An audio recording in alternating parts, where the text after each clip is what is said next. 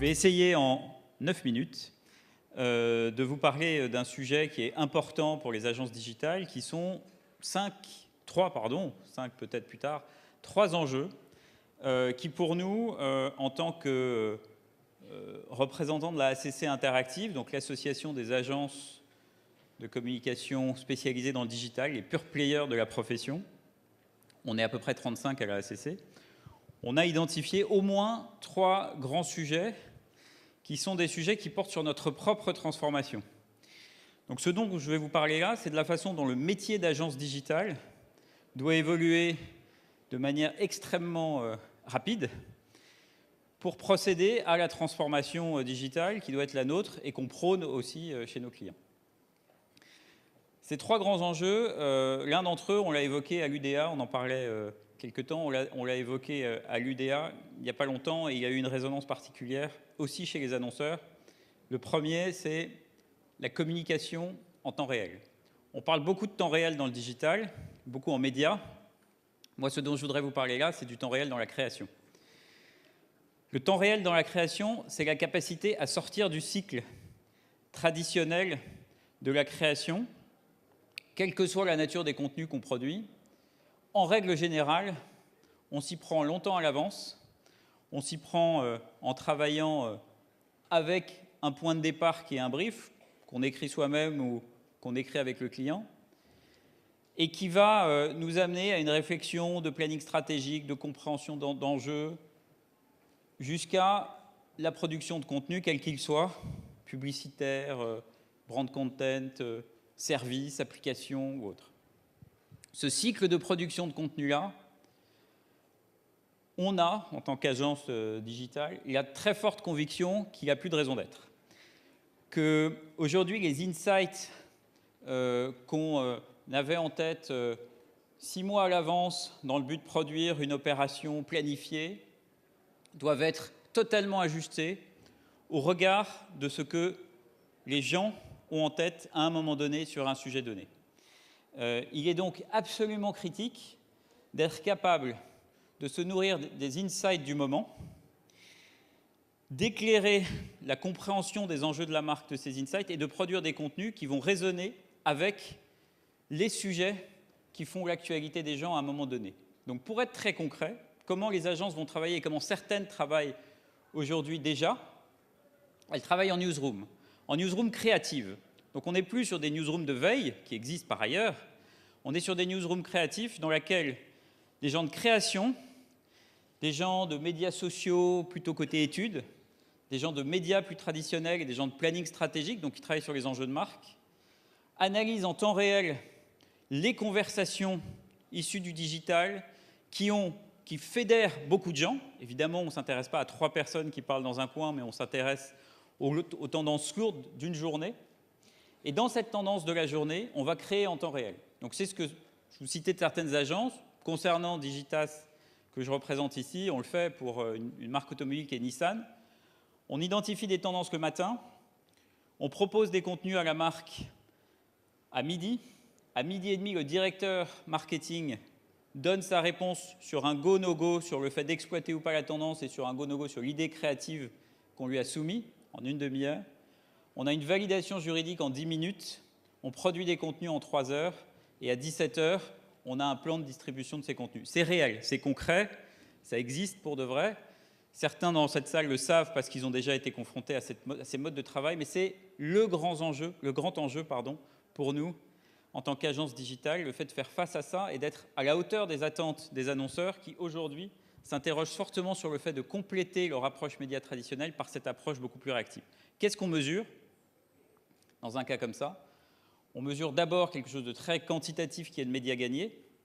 Donc il y a des sociétés tiers qui nous épaulent, nous chez Digitas, qui travaillent avec d'autres, pour mesurer concrètement ce qu'on a gagné, puisque quand on est dans la conversation, les gens s'emparent de notre communication, du contenu qu'on a proposé et le redéploient. Donc on mesure. Et puis par ailleurs, on a des logiques de exposé, non exposé, pour comprendre comment on fait bouger des items de marque grâce à ces communications. Donc on mesure beaucoup dans ces cas-là. Premier enjeu pour les agences digitales, c'est donc ce passage au temps réel. Et en tant que représentant aujourd'hui de la ACC, je vous prédis fortement qu'on aura des newsrooms de création dans beaucoup d'agences digitales en 2015. Deuxième grand sujet qui nous anime beaucoup en tant qu'agence digitale, c'est la notion de commerce connecté. On est dans un tout autre registre que la création classique. On est dans une réflexion qui est différente. Les agences digitales sont les agences qui sont les acteurs du e-commerce, sont celles qui produisent tout ou partie des sites e-commerce des marques. Aujourd'hui, on ne dissocie plus commerce et e-commerce. Pourquoi? Parce qu'on sait que les gens ne font plus la différence entre les deux.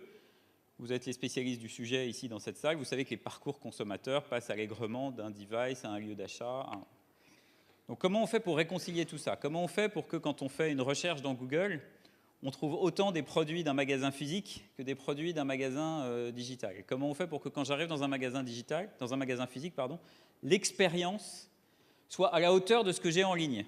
Donc c'est un peu le monde à l'envers. Comment je fais pour avoir des vrais avis consommateurs sur le point de vente? Parce que sans avis consommateur, je ne peux plus décider. Si je dois aller sur mon téléphone mobile quand je suis dans un point de vente pour savoir ce que les gens pensent d'un produit, j'ai un gros risque d'être exposé à d'autres sites de marques concurrentes, de retail, de distributeurs différents qui vont me proposer peut-être un produit moins cher. Donc comment je fais pour exposer les gens dans le point de vente à toute l'information qu'on peut trouver sur un site e-commerce? Avis consommateur, comparatif de prix, comparatif produit, le même niveau. Aujourd'hui, on travaille en tant qu'agence digitale sur ces sujets-là et on propose, en s'associant à des gens spécialisés du sujet, à des gens spécialisés du retail, des gens spécialisés sur l'indexation des stocks magasins en temps réel, on travaille sur la passerelle entre ces deux univers. Le mot omnichannel est souvent employé, mais en tout cas, le grand enjeu de transformation pour nous en tant qu'agence digitale, c'est d'être capable d'appréhender cet énorme bouleversement qui, pour nous, va être de nous intéresser au point de vente physique autant qu'au point de vente dématérialisé et de constituer une expérience qui soit la totalité, l'addition des deux. Alors, on a de la concurrence là-dessus. Du coup, on est en concurrence avec les agences retail traditionnelles. C'est nouveau. Sur le point précédent que j'évoquais, on est en concurrence avec les agences de pub traditionnelles qui essaient de faire de la communication en temps réel. Donc, on voit que nous, notre position en tant qu'agence digitale, elle est très particulière.